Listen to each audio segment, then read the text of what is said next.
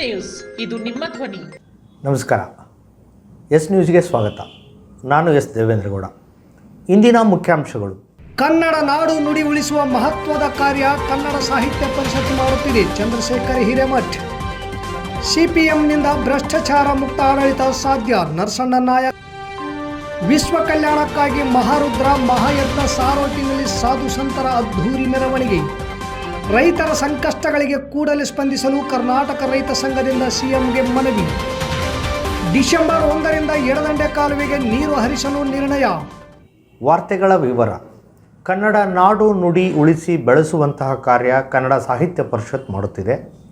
4 ದತ್ತಿಗಳನ್ನು ಸೇರಿಸಿಕೊಂಡು ಪ್ರತಿಯೊಂದು ಶಾಲಾ ಕಾಲೇಜುಗಳಲ್ಲಿ ಮಕ್ಕಳಿಗೆ ಸಂಬಂಧಪಟ್ಟ ವಿಷಯಗಳನ್ನು ಅರ್ಥ ಮಾಡಿಸಿ ಇತಿಹಾಸವುಳ್ಳ ಕನ್ನಡ ಭಾಷೆಯ ಬಗ್ಗೆ ಅರಿವು ಮೂಡಿಸುತ್ತಿದ್ದಾರೆಂದು ತಾಲೂಕಾ ನೌಕರ ಸಂಘದ ಅಧ್ಯಕ್ಷ ಚಂದ್ರಶೇಖರ್ ಹಿರೇಮಠ್ ಹೇಳಿದರು.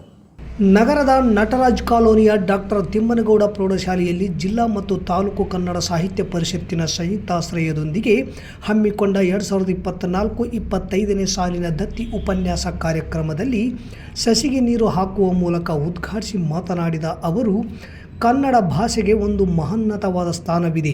ಈ ನಮ್ಮ ನೆಲದ ಭಾಷೆಯನ್ನು ಎತ್ತಿ ಹಿಡಿಯುವಂತಹ ಕೆಲಸ ಬಹಳ ಪ್ರಾಮಾಣಿಕತೆಯಿಂದ ತಾಲೂಕಿನಲ್ಲಿ ಮಾಡುತ್ತಿದ್ದಾರೆ ಎಂದರು.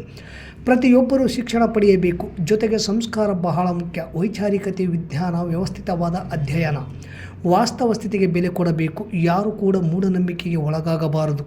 ಮೂಢನಂಬಿಕೆ ತ್ಯಜಿಸಿ ವೈಚಾರಿಕತೆಯಿಂದ ನಡೆಯಿರಿ ಎಂದು ಉಪನ್ಯಾಸಕ ಯರಿಯಪ್ಪ ಬೆಳಗುರ್ಕಿ ಶಿಕ್ಷಣ ಮತ್ತು ವೈಚಾರಿಕತೆಯ ಬಗ್ಗೆ ಉಪನ್ಯಾಸ ನೀಡಿದರು. ಆಗಿನ ಕಾಲದ ಫೋಟೋಗ್ರಾಫಿಗೂ ಈಗಿನ ಕಾಲದ ಫೋಟೋಗ್ರಾಫಿಗೂ ಅಜಗಜಾಂತರ ವ್ಯತ್ಯಾಸವಿದೆ. ಬಹಳಷ್ಟು ಶ್ರಮವಹಿಸಿ ತಯಾರಿಸಬೇಕಿತ್ತು. ಆದರೆ ಈಗ ವಿದ್ಯುನ್ಮಾನ ದಿನಗಳಲ್ಲಿ ಮೊಬೈಲ್ ಎಂಬ ಸಾಮಾಜಿಕ ಜಾಲತಾಣ ಬಂದ ಮೇಲೆ ಫೋಟೋಗ್ರಾಫಿಗೂ ಹೊಸ ಲುಕ್ ಬಂದಿದೆ ನಿಜ. ಆದರೆ ಇವುಗಳಿಗೆ ಭವಿಷ್ಯವಿಲ್ಲ ಎಂದು ಮುರಳೀಧರ ಕೋಡೆಯವರು ಫೋಟೋಗ್ರಾಫಿ ಬಗ್ಗೆ ವಿಷಯ ಮಂಡನೆ ಮಾಡಿದರು.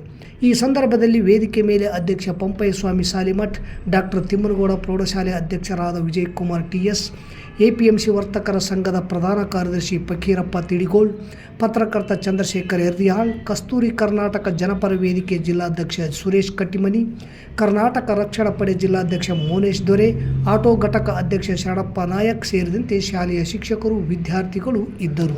ಕನ್ನಡ ನಾಡು ನುಡಿ ಮತ್ತು ಸಂಸ್ಕೃತಿಯನ್ನು ಬೆಳೆಸುವುದು ಮತ್ತು ಉಳಿಸುವ ಕಾರ್ಯಕ್ರಮವನ್ನು ಹಮ್ಮಿಕೊಳ್ತಾ ಬಂದಿದೆ. ಜೊತೆಗೆ ಸಿಂಧನೂರಿನಲ್ಲಿ ಪಂಪಯ್ಯ ಸಾಲಿಮಠ್ ಅವರು ಅಧಿಕಾರ ಸ್ವೀಕಾರ ಮಾಡಿದ ಮೇಲೆ ಅವರು ದತ್ತಿ ಕಾರ್ಯಕ್ರಮಗಳನ್ನು ಒಂದೊಂದು ಕಾರ್ಯಕ್ರಮದಲ್ಲಿ 3, 4, 5 ದತ್ತಿಗಳನ್ನು ಸೇರಿಸಿ ಪ್ರತಿಯೊಂದು ಶಾಲಾ ಕಾಲೇಜು ಮತ್ತು ಹಾಸ್ಟೆಲ್ಗಳಲ್ಲಿ ಎಲ್ಲೆಲ್ಲಿ ಮಕ್ಕಳಿಗೆ ಸಂಬಂಧಪಟ್ಟಂಥ ವಿಷಯಗಳನ್ನು ಅರ್ಥ ಮಾಡಿಸಿ ಮತ್ತು ನಮ್ಮ ನಾಡು ನುಡಿ ಬಗ್ಗೆ ಪ್ರೀತಿ ವಿಶ್ವಾಸ ಹುಟ್ಟಿಸುವಂಥ ಕಾರ್ಯಕ್ರಮ ಮಾಡ್ತಾ ಇದ್ದಾರೆ.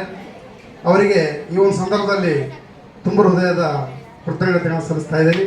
ನಮ್ಮಲ್ಲಿ ಯಾವಾಗ ಅರಿವಿನ ಶಕ್ತಿ ವಿಸ್ತಾರವಾಗಿ ಹೋಗುತ್ತೆ ಆವಾಗ ನಮ್ಮಲ್ಲಿ ವೈಚಾರಿಕತೆ ಅನ್ನುವಂಥದ್ದು ತಾನಾಗೆ ಬರುತ್ತೆ. ನಾವು ವಿಚಾರ ಮಾಡಬೇಕಾದ್ರೆ ನಮಗೆ ಆ ಜ್ಞಾನದ ಅವಶ್ಯಕತೆ ಇದೆ. ಹಾಗಾಗಿ ಶಿಕ್ಷಣವನ್ನು ನಾವು ಕಡ್ಡಾಯವಾಗಿ ಎಲ್ಲರೂ ಕಲಿಯಲೇಬೇಕು. ಹಟ್ಟಿ ಪಟ್ಟಣ ಪಂಚಾಯಿತಿಯ 6ನೇ ವಾರ್ಡ್ ಉಪಚುನಾವಣಾ ಪ್ರಚಾರದ ಅಂಗವಾಗಿ ಏರ್ಪಡಿಸಿದ್ದ ಬಹಿರಂಗ ಸಭೆಯಲ್ಲಿ ಮಾತನಾಡಿದ ಸಿಪಿಐಎಂ ಕಾರ್ಯದರ್ಶಿ ಮಂಡಳಿ ಸದಸ್ಯ ನರಸಣ್ಣ ನಾಯಕ್, ಸಿಪಿಐಎಂನಿಂದ ಮಾತ್ರ ಭ್ರಷ್ಟಾಚಾರ ಮುಕ್ತವಾದ ಆಡಳಿತ ನೀಡಲು ಸಾಧ್ಯ ಎಂದು ಹೇಳಿದರು. ಈ ವಾರ್ಡ್ಗಳಿಂದ ಆಯ್ಕೆಯಾದ ಜನಪ್ರತಿನಿಧಿಗಳು ಶಾಶ್ವತವಾದ ಅಭಿವೃದ್ಧಿ ಕಾರ್ಯಗಳನ್ನು ಕೈಗೊಳ್ಳುವಲ್ಲಿ ಸಂಪೂರ್ಣ ವಿಫಲರಾಗಿದ್ದಾರೆ. ಇದನ್ನು ಅರಿತಿರುವ ಮತದಾರರು ಈ ಬಾರಿ 6ನೇ ವಾರ್ಡ್ನ ಸಿಪಿಎಂ ಪಕ್ಷದ ಅಭ್ಯರ್ಥಿ ಚನ್ನಬಸವ ಅವರ ಗುರುತಾದ ಕುಡುಗೋಲು ಸುತ್ತಿಗೆ ನಕ್ಷತ್ರದ ಚಿಹ್ನೆಗೆ ಮತ ನೀಡಿ ಗೆಲ್ಲಿಸಲು ಮನವಿ ಮಾಡಿದರು.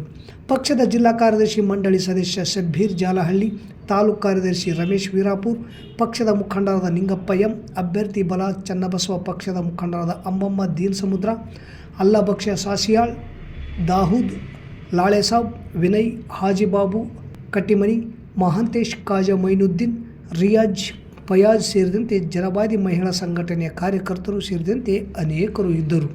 ನಗರದಲ್ಲಿ 7 ದಿನಗಳ ಕಾಲ ವಿಶ್ವ ಕಲ್ಯಾಣಕ್ಕಾಗಿ ಮಹಾನ್ ಸಾಧು ಸಂತರಿಂದ ನಡೆಯುವ ಮಹಾರುದ್ರ ಮಹಾಯಜ್ಞ ಮಹೋತ್ಸವ ಕಾರ್ಯಕ್ರಮ ಅದ್ದೂರಿ ಮೆರವಣಿಗೆಗೆ ಬಿಜೆಪಿ ಮುಖಂಡ ಕೆ ಕರಿಯಪ್ಪ ಚಾಲನೆ ನೀಡಿದರು. ಗುರುವಾರದಿಂದ ನಗರದ ಗೋಸ್ವಾಮಿ ಕಲ್ಯಾಣ ಮಂಟಪದಲ್ಲಿ 7 ದಿನಗಳ ಕಾಲ ನಡೆಯುವ ಮಹಾಯಜ್ಞ ಯಾಗಗಳ ಕಾರ್ಯಕ್ರಮದ ಮೆರವಣಿಗೆ ಬಸ್ ನಿಲ್ದಾಣದ ಹತ್ತಿರದ ಅಂಬಾದೇವಿ ದೇವಸ್ಥಾನದಲ್ಲಿ ವಿಶೇಷ ಪೂಜೆ ಸಲ್ಲಿಸಿ 250 ಮಹಿಳೆಯರಿಂದ ಕುಂಭ ಕಳಸ ಡೊಳ್ಳು ನಗಾರಿ ಮೂಲಕ ಸಾರೋಟದಲ್ಲಿ ಸಾಧು ಸಂತರನ್ನು ಕೂರಿಸಿ ಸಕಲ ವಾದ್ಯಗಳೊಂದಿಗೆ ಸಾಧು ಸಂತರಿಗೆ ಪುಷ್ಪಾರ್ಚನೆಗೈಯುವ ಮೂಲಕ ಹರ ಹರ ಮಹಾದೇವ್ ಎಂಬ ಘೋಷಣೆಗಳನ್ನು ಕೂಗುತ್ತಾ ಅದ್ಧೂರಿಯಾಗಿ ಮೆರವಣಿಗೆ ನಡೆಸಿದರು. ಈ ಸಂದರ್ಭದಲ್ಲಿ ಮುಖಂಡರಾದ Shri Harsha Enkoba Nayak, Suresh Achcholli, Lingaraj Hoogar, Shankargiri, Siddaramesh Mannapur, Nagaraj Badarli, T Shivu, Muttubarsi, Basanagouda Buknatti, Veeresh Raravi, Basavaraj Gasti, Shivu S, R K Jagadish Chauhan ಸೇರಿದಂತೆ ಮಾರ್ವಾಡಿಯ ವಿಷ್ಣು ಸಮಾಜದ ಮುಖಂಡರು, ಮಹಿಳೆಯರು, ಸಾವಿರಾರು ಭಕ್ತರು ಸಾಧು ಸಂತರ ಪಾದಗಳಿಗೆ ಪುಷ್ಪಾರ್ಚನೆ ಮಾಡಿ ಆಶೀರ್ವಾದ ಪಡೆದರು.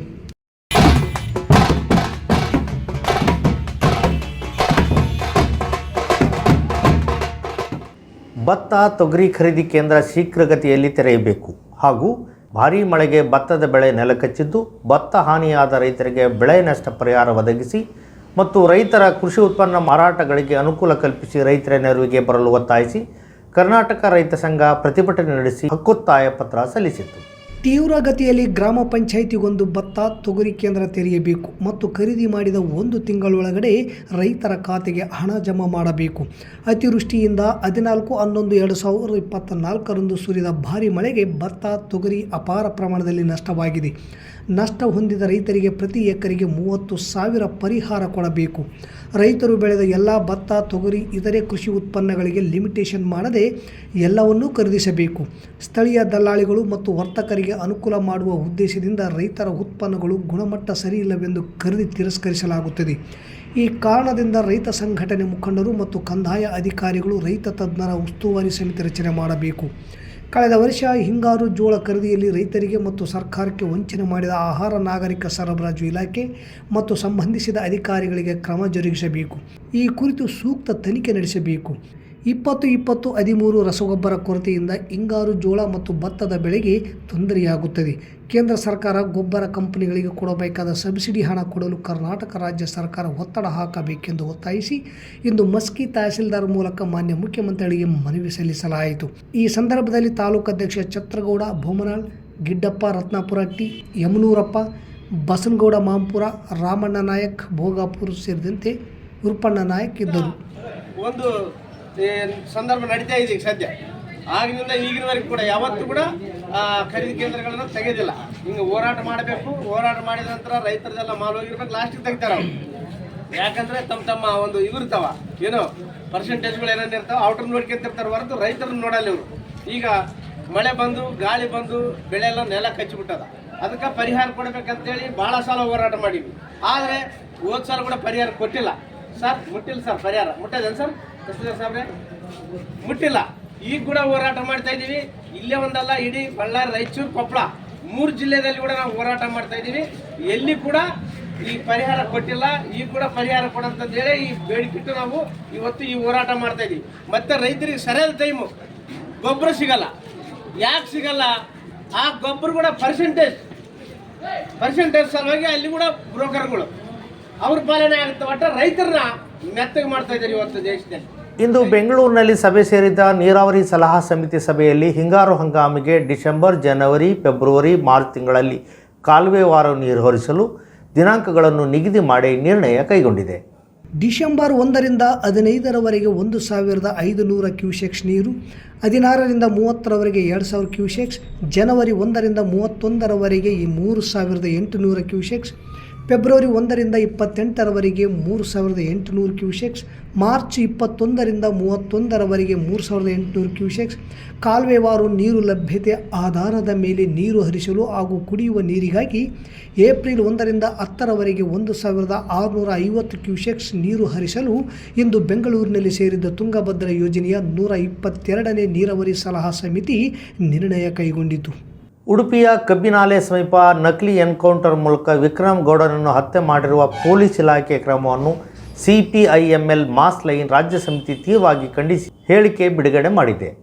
CPIML ಮಾಸ್ ಲೈನ್ ಪಕ್ಷ ನಕ್ಸಲ್ ರಾಜಕೀಯ ಸಿದ್ಧಾಂತವನ್ನು ಒಪ್ಪಿಕೊಳ್ಳುವುದಿಲ್ಲ, ಆದರೆ ಪ್ರಜಾತಾಂತ್ರಿಕ ಹಕ್ಕುಗಳನ್ನು ದಮನ ಮಾಡುವ ಮತ್ತು ಸರ್ಕಾರದ ಸಂವಿಧಾನ ವಿರೋಧಿ ಕೃತ್ಯಗಳನ್ನು ಸಹಿಸಿಕೊಳ್ಳುವುದಿಲ್ಲ. ಸಾಮಾಜಿಕ ನ್ಯಾಯ ಮತ್ತು ಸಮಾಜವಾದಿ ಸಿದ್ಧಾಂತದ ಬಗ್ಗೆ ಮಾತನಾಡುವ ಮುಖ್ಯಮಂತ್ರಿ ಸಿದ್ದರಾಮಯ್ಯನವರ ಸರ್ಕಾರದಿಂದ ನಡೆದ ಈ ಹತ್ಯೆ ಕೆಲವರಿಗೆ ತೀವ್ರ ಆಘಾತವಾಗಿದೆ. ಒಂದು ವಾರದ ಹಿಂದೆ ಬಂಧಿಸಿ ಕೊಲೆ ಮಾಡಲಾಗಿದೆ ಎಂದು ರಾಜ್ಯದ ಅನೇಕ ಪ್ರಗತಿಪರರು ಅನುಮಾನ ವ್ಯಕ್ತಪಡಿಸಿದ್ದಾರೆ. ಎನ್ಕೌಂಟರ್ ಕಾರ್ಯ ನಡೆದಿದ್ದರೆ ಪೊಲೀಸರಿಗೆ ಗಾಯಗಳಾಗಬೇಕಿತ್ತು. ಸತತ ಒಂದು ವಾರದ ಬೆಳವಣಿಗೆಯನ್ನು ಗಮನಿಸಿದರೆ ನಕಲಿ ಎನ್ಕೌಂಟರ್ ಎನ್ನುವುದು ಸ್ಪಷ್ಟವಾಗುತ್ತದೆ. ಕಳೆದ 10 ವರ್ಷಗಳಿಂದ ಕರ್ನಾಟಕದಲ್ಲಿ ನಕ್ಸಲ್ ಕಾರ್ಯಚಟುವಟಿಕೆಗಳು ಮತ್ತು ಹಿಂಸಾತ್ಮಕ ಕೃತ್ಯಗಳು ನಡೆದಿಲ್ಲ. ಈ ರೀತಿಯ ವ್ಯಕ್ತಿಗಳನ್ನು ಕೊಲ್ಲುವುದರೊಂದಿಗೆ ಪ್ರಜಾತಾಂತ್ರಿಕ ಚಳುವಳಿಗಾರರನ್ನು ಬೆದರಿಸುವ ರಾಜಕೀಯ ತಂತ್ರವನ್ನು ಪ್ರತಿಯೊಬ್ಬರೂ ಖಂಡಿಸಬೇಕು. ಘಟನೆಯ ಕುರಿತು ನ್ಯಾಯಾಂಗ ತನಿಖೆ ನಡೆಸಿ ಸತ್ಯಾಸತ್ಯತೆಯ ವಾಸ್ತವವನ್ನು ರಾಜ್ಯದ ಜನತೆಗೆ ತಿಳಿಸಬೇಕೆಂದು ಒತ್ತಾಯಿಸುತ್ತೇವೆ ಎಂದು ರಾಜ್ಯ ಕಾರ್ಯದರ್ಶಿ DH ಪೂಜಾರ್ ಹಾಗೂ ರಾಜ್ಯ ಕಾರ್ಯನಿರ್ವಾಹಕ ಸಮಿತಿ ಸದಸ್ಯರಾದ DS ನಿರ್ವಾಣಪ್ಪ ಹೇಳಿಕೆ ಬಿಡುಗಡೆ ಮಾಡಿದ್ದಾರೆ. ಮತ್ತೊಮ್ಮೆ ಮುಖ್ಯಾಂಶಗಳು. ಕನ್ನಡ ನಾಡು ನುಡಿ ಉಳಿಸುವ ಮಹತ್ವದ ಕಾರ್ಯ ಕನ್ನಡ ಸಾಹಿತ್ಯ ಪರಿಷತ್ ಮಾಡುತ್ತಿದೆ. ಚಂದ್ರಶೇಖರ್ ಹಿರೇಮಠ್. CPMನಿಂದ ಭ್ರಷ್ಟಾಚಾರ ಮುಕ್ತ ಆಡಳಿತ ಸಾಧ್ಯ. ನರಸಣ್ಣ ನಾಯಕ್. ವಿಶ್ವ ಕಲ್ಯಾಣಕ್ಕಾಗಿ ಮಹಾರುದ್ರ ಮಹಾಯಜ್ಞ ಸಾರೋಟಿನಲ್ಲಿ ಸಾಧು ಸಂತರ ಅದ್ಧೂರಿ ಮೆರವಣಿಗೆ. ರೈತರ ಸಂಕಷ್ಟಗಳಿಗೆ ಕೂಡಲೇ ಸ್ಪಂದಿಸಲು ಕರ್ನಾಟಕ ರೈತ ಸಂಘದಿಂದ CMಗೆ ಮನವಿ. ಡಿಸೆಂಬರ್ 1ರಿಂದ ಎಡದಂಡೆ ಕಾಲುವೆಗೆ ನೀರು ಹರಿಸಲು ನಿರ್ಣಯ. ಇಲ್ಲಿಗೆ ವಾರ್ತಾ ಪ್ರಸಾರ ಮುಕ್ತಾಯವಾಯಿತು. ನಿರಂತರ ಸುದ್ದಿಗಾಗಿ ವೀಕ್ಷಿಸಿ ಎಸ್ ನ್ಯೂಸ್. ಇದು ನಿಮ್ಮ ಧ್ವನಿ. ನಮಸ್ಕಾರ.